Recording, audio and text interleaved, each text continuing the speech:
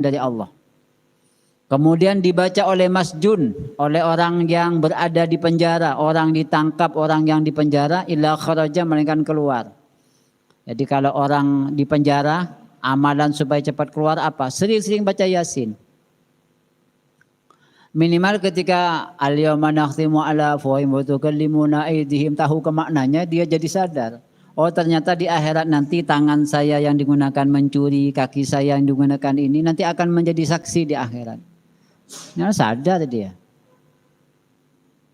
Wala musafir illa ala safari, dibaca oleh orang musafir pasti di perjalanan ditolong oleh Allah.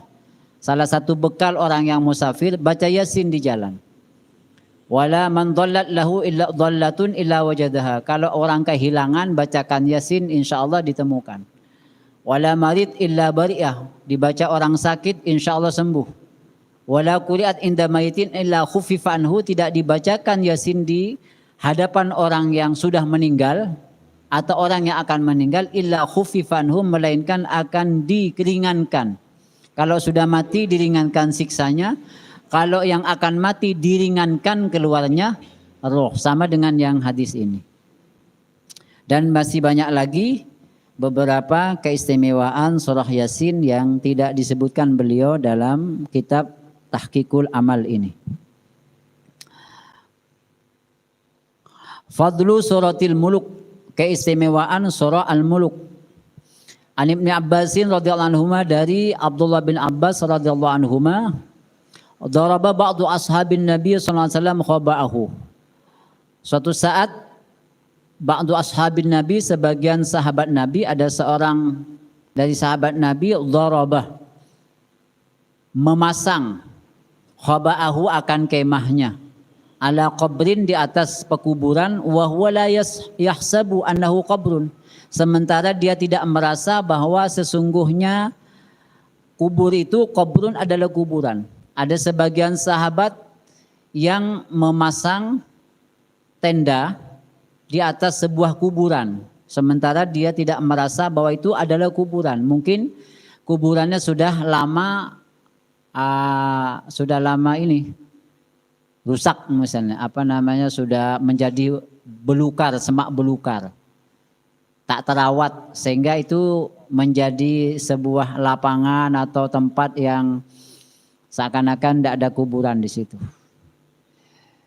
Faidan fihi insanun yaqra'u surat tabarakalladzi biyadil mulku. Tiba-tiba dari tanah itu, dari kemah itu, terdengar seseorang yang membaca surah tabarakalladzi biyadil mulku hatta khatamaha, sampai dia menghatamkan.